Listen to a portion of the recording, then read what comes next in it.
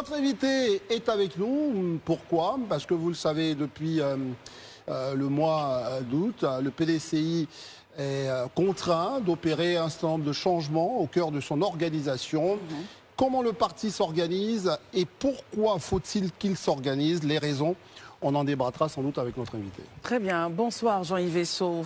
Bonsoir. Vous êtes membre du bureau politique du PDCI-RDA et votre rêve, c'est de voir un PDCI conquérant pour 2025 avec Tidiane, Jean-Louis et Thierry Thano aux commandes.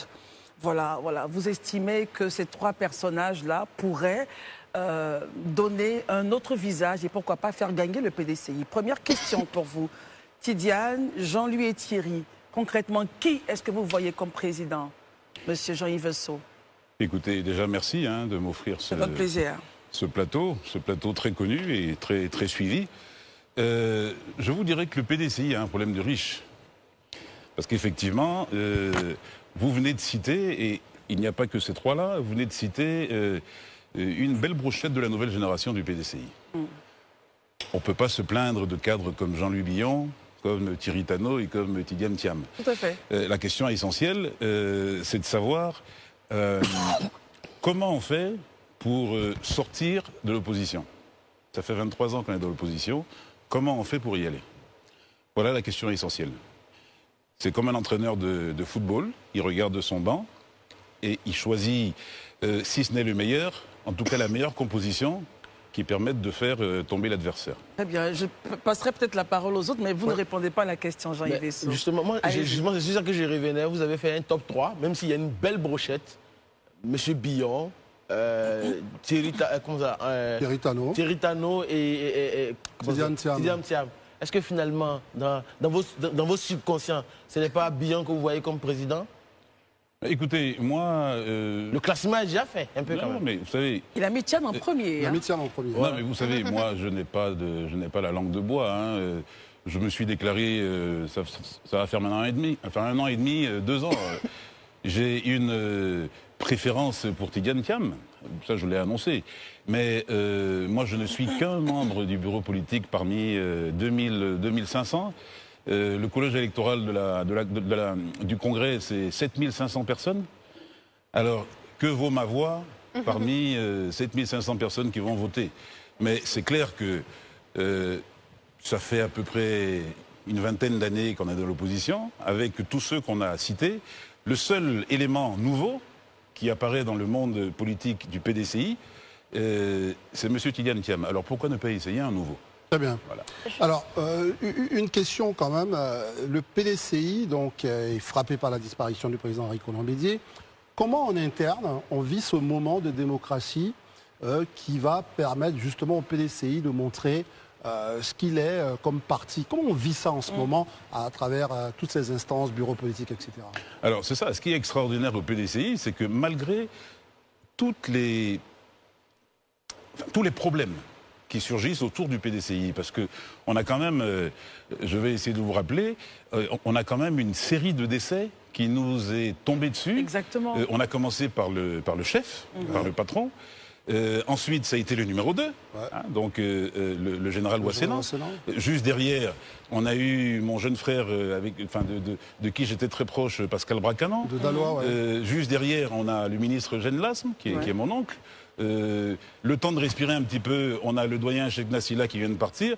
Donc, sans compter Lambert Kwasi-Konan. Sans compter Lambert Kwasi-Konan, effectivement. Alors, malgré toute cette escalade de décès, on a quand même montré une certaine vitalité au BPI, une certaine vitalité démocratique, parce que nos textes ont été respectés. Le lendemain de la mort du président Bédié, on a appliqué notre article 40 et notre article 43 du règlement intérieur. On a installé le nouveau président intérimaire, le professeur Koupli-Boni. Juste derrière, on a respecté les textes, puisque son intérim doit faire 6 mois. Donc, dans son intérim, au cours du BP, les membres du BP ont choisi clairement une date du congrès extraordinaire avant la fin de son intérim. Donc tout ça dans le respect des textes. Et lorsque le congrès extraordinaire électif arrivera, un petit peu avant, on recevra toutes les candidatures des potentiels candidats du parti, et ensuite le vote se fera de manière très démocratique, et le gagnant l'emportera, on le suivra. À propos, concernant le président du parti, qui sera voté, je crois, en décembre, selon ce qu'on a... Le 16 décembre. Voilà, selon ce qu'on a oui dit à la suite des conclusions. Est-ce qu'aujourd'hui, vous qui êtes dans le bureau politique, il y a des noms qui se dégagent, des personnes qui ont fait preuve ou qui ont manifesté une volonté de candidature, une velléité de candidature? Alors, pour l'instant, personne ne s'est déclaré, mais bien sûr, il y a des militants qui motivent la candidature de quelques-uns. J'ai entendu circuler le nom du professeur Maurice Kakogi-Kawe, ce qui est tout à fait normal, puisque c'est un monsieur qui connaît l'appareil du parti. Akosi Benjo. Depuis longtemps, monsieur Akosi Benjo. On vient de parler il y a 2 ou 3 jours de mon cher aîné, le maire de Cocody, Jean-Marc Yassé, qui est tout à fait capable de candidater. Toutes ces personnes sont valables.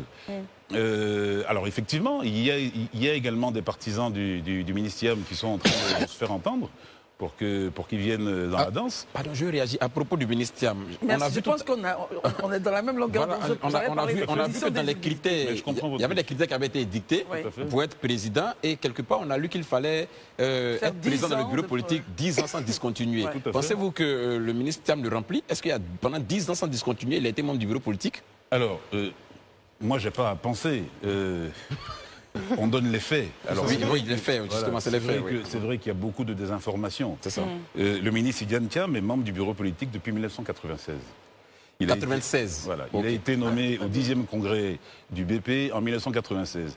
En plus de ça, il était rapporteur général de la commission transport, pétrole et énergie. Il était rapporteur général avec Begré Mambé qui était rapporteur général adjoint. Voilà, donc il est membre du BP depuis 1996. Même si on compte et on s'arrête à 2006, il remplit les 10 ans. Il n'a vraiment aucun problème pour ça. Le seul élément, peut-être le seul candidat qui pourrait éventuellement avoir des problèmes avec ses 10 ans, c'est peut-être Jean-Louis Billon, parce qu'il est rentré au bureau politique à peu près en même temps que moi. Ça fait 8 ans, à peu près. Donc il n'a pas les 10 ans. Sinon, tous les autres candidats sont... Mais y compris, je vous donne la parole, y compris le fait qu'il payait régulièrement ses cotisations, parce que ça compte aussi. Ah oui, tout à fait. Il payait régulièrement ses cotisations. Barry. Monsieur Esso, vous avez dégagé une brochette de candidats, comme mes prédécesseurs l'ont dit. On remarque que ces candidats ont la particularité d'être relativement jeunes par rapport à certaines personnalités d'envergure au PDCI, comme peut-être le ministre Émile Constant Bombé et d'autres. Est-ce que vous ne craignez pas une scission générationnelle au sortir de ce congrès? Alors, très bonne question. Je vais vous dire qu'au PDCI, nous avons l'avantage, et d'ailleurs c'est le seul parti en Côte d'Ivoire qui a cet avantage et cette particularité, c'est que nous avons plusieurs strates. Nous avons 3 strates, strates générationnelles au PDCI. Nous avons les dignitaires de plus de 80 ans. Ce sont ces personnes-là qu'on consulte régulièrement pour nous redresser la route, puisqu'on fait souvent des erreurs, hein, nous les jeunes. Donc on va les consulter régulièrement pour qu'ils nous redressent le torse. En dessous des dignitaires, nous avons les doyens qui sont de plus de 70 ans et moins de 80. Ce sont des gens comme... les Guy Kawe, les JJ Madi, etc. Des personnes qui connaissent le parti, des personnes qui maîtrisent le parti, des personnes même qui ont permis à des gens comme nous d'intégrer le parti. Moi, je vous avoue que c'est le professeur Maurice Kakogi-Kawe qui m'a coaché pour que je rentre en tant que membre du bureau politique et même inspecteur du parti. Donc ce sont des gens qu'on consulte. Et juste derrière, on a la nouvelle génération. On a cette brochette-là de 50 à 70 ans qui regorge de beaucoup de talents. Tidjane Thiam, Thierry Tano, Billon, etc., etc. Nous, on est juste en dessous. On essaie de les pousser pour que derrière, on puisse prendre le relais. Sarah. Oui. Et tout se fait bien sûr dans l'entente parfaite. Sarah et après Daouda. Sarah. Oui, alors 2 petites questions. Tout à l'heure, vous avez mentionné Tidjane Thiam comme votre candidat personnel favori. Je voudrais juste savoir peut-être qu'est-ce qui motive ce choix, même si ça reste un peu personnel. Et puis surtout, au vu des résultats au niveau des élections locales, les résultats du PDCI, est-ce que vous pensez que le PDCI, justement, a vu les résultats, toujours sa forme d'antan? Voilà. Pardon, la fin de votre question. Sa forme d'antan, l'état de santé du parti d'un point de vue électoral. Bien évidemment, le PDCI a pris un coup. Quand on avait 52 communes et qu'on n'en a plus que 28, on voit que le PDCI a fait, je dirais pas de la résistance, mais de la résilience. Parce que c'est vrai qu'on perd le président Bédier, mais on ne perd pas que le président Bédier, on perd aussi sa poche, hein, parce qu'il nous aidait énormément. On l'a senti dans les soutiens pendant les candidatures. Le soutien du PDCI n'était pas très lourd, très fort. J'ai moi-même été candidat aux législatives en 2021 à Dabou. L'enveloppe qui m'a été remise est 2 fois ou 2 fois et demi plus importante que ce qui a été remis aux candidats de ces dernières élections. Alors c'est vrai que oui, on a pris un coup. Quand on avait 6 régions et qu'on n'en a plus que 3,5, puisque la 4e, on l'a eu avec, avec le PPACI, la région de l'Anawa. Donc effectivement, on a pris un coup. Mais juste derrière ce coup, c'est une nouvelle naissance, avec tous ces jeunes qui sont en train de s'exprimer, qui sont en train... Alors c'est vrai que le président Bédier, moi je considère qu'il a fait un sacrifice suprême, parce que en présence du président Bédier, beaucoup de jeunes étaient obligés de rester sous son éteignoir, en attendant que lui, il donne les orientations. Avec ce décès, ce sacrifice ultime, c'est un signe qu'il nous donne. C'est un signe qu'il donne à la jeune génération pour faire revivre le parti. Moi, j'ai participé au BP d'il y a quelques jours. J'en ai eu même des frissons, parce qu'il y avait une certaine vitalité, il y avait une vitalité très forte. Et vraiment, je sens que le PDC est en train de renaître.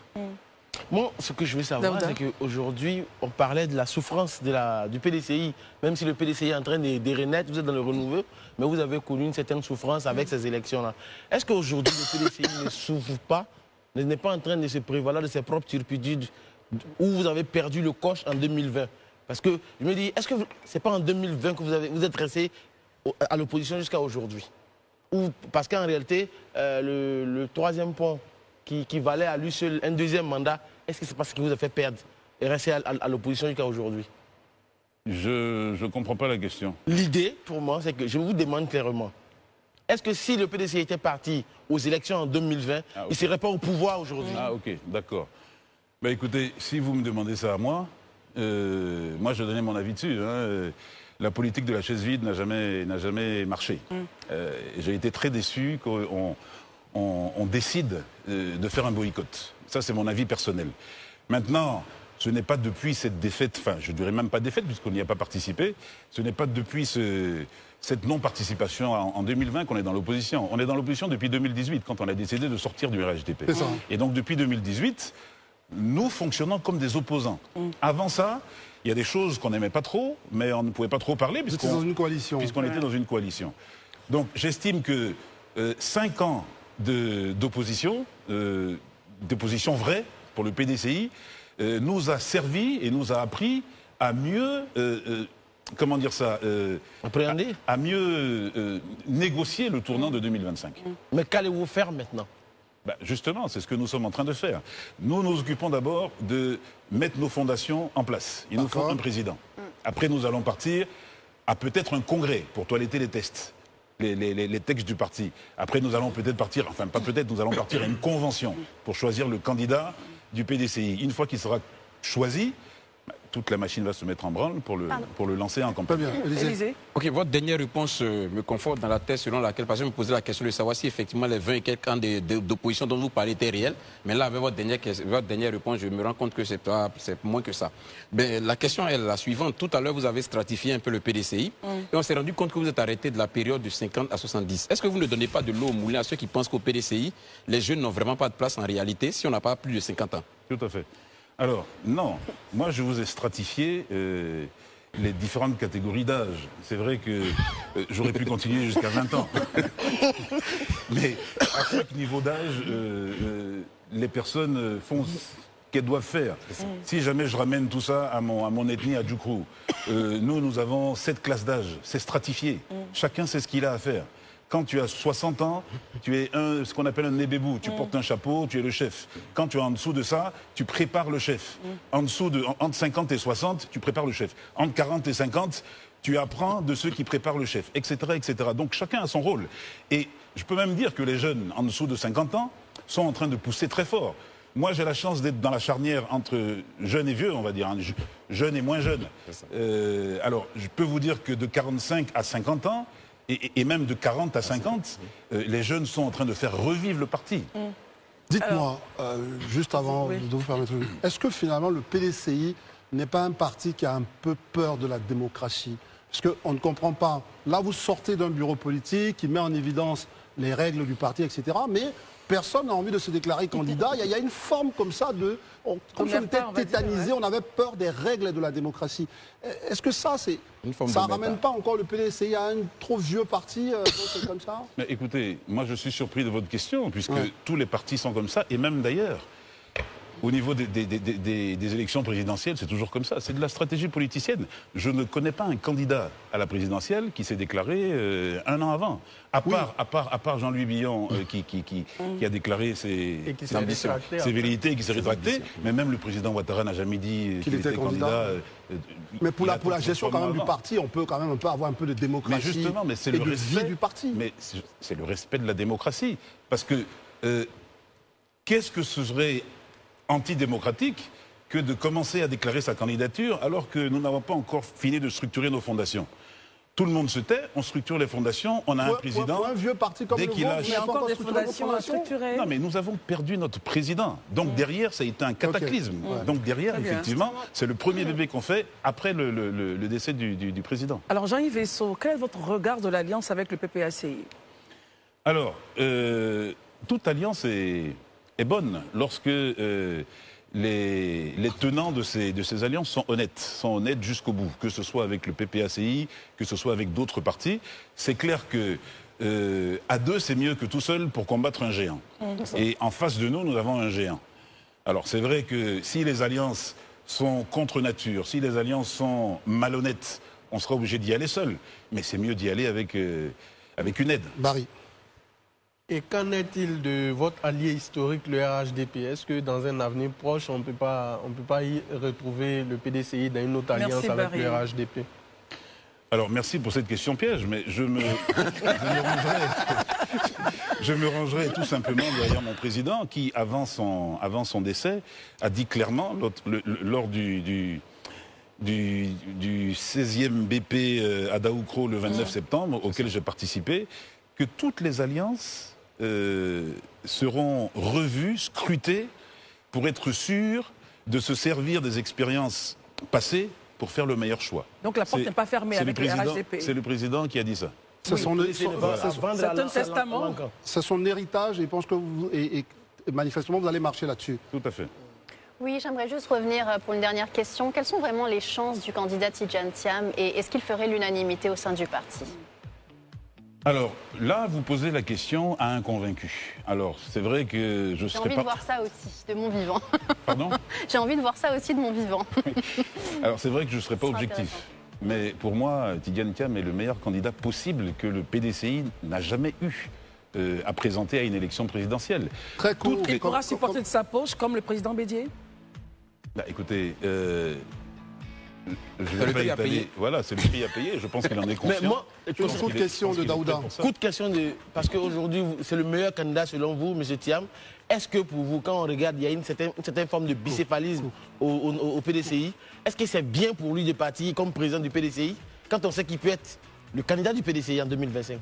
Non, vous savez, les critères de présidence du parti ont été calqués aux critères plus ou moins, aux critères de l'élection présidentielle. Il n'y a aucun texte écrit dans nos statuts qui empêche le président du parti de se présenter. Alors, lorsqu'un président qui se présente à la présidence du parti remplit tous les critères, c'est parce qu'on a estimé que c'est les meilleurs. Alors, si c'est le meilleur pour le parti, ça veut dire qu'automatiquement, il respecte les critères présidentiels. Alors pourquoi voulez-vous qu'on aille choisir quelqu'un d'autre? Donc la logique voudrait que ce serait bien de prendre le parti, de le restructurer, d'apporter un nouveau logiciel. C'est de ça qu'on a besoin. Voir quelque chose de nouveau, faire fonctionner le parti comme une grande entreprise où chacun aura des missions, aura des suivis et évaluations. Enfin voilà, que les jeunes... Mais s'il échoue à la présidence, il échoue à la présidence du parti en tant que candidat, s'il perd là-bas, est-ce qu'il a ses chances d'être candidat du parti? Et certains même estiment qu'il n'a pas trop d'expérience. Non mais attention, mais là on rentre dans la fiction. Voilà, je ne pense pas que s'il y va, il va échouer. Je pense que tout ce qu'il a tenté, voilà, tout ce qu'il a tenté de faire, il s'est donné les moyens pour réussir, de toute sa carrière. Très bien. Très bien.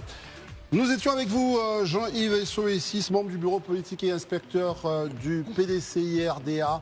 À vous, nous avons posé la question comment le PDCI prépare son renouveau. Et vous avez tenté d'y répondre en disant tous ont leur chance et tous s'y emploient. Bien sûr, avec à leur tête le président Philippe Coulibaly qui évidemment assurera les choses jusqu'au prochain congrès. Merci en tous les cas d'être venu nous parler de ce parti important pour notre pays, comme tous les partis d'ailleurs. Merci Christelle. Merci André, merci Daouda. Sarah, merci beaucoup. Élisée, merci. Jean-Yves Esso, merci. Merci à vous. Barry, merci. Merci également à toutes les équipes rédactionnelles, à Maï, à Rassis. Merci à la technique, à la réalisation Eliane Lagonde. On se retrouvera donc pour la dernière émission du Grand Talk. Demain, c'est déjà vendredi. Ce sera le week-end. La dernière de la semaine. La dernière de la semaine, voilà. Merci beaucoup. À demain. Et n'oubliez pas, comme d'habitude, les programmes continuent sur la FTV. Bonsoir.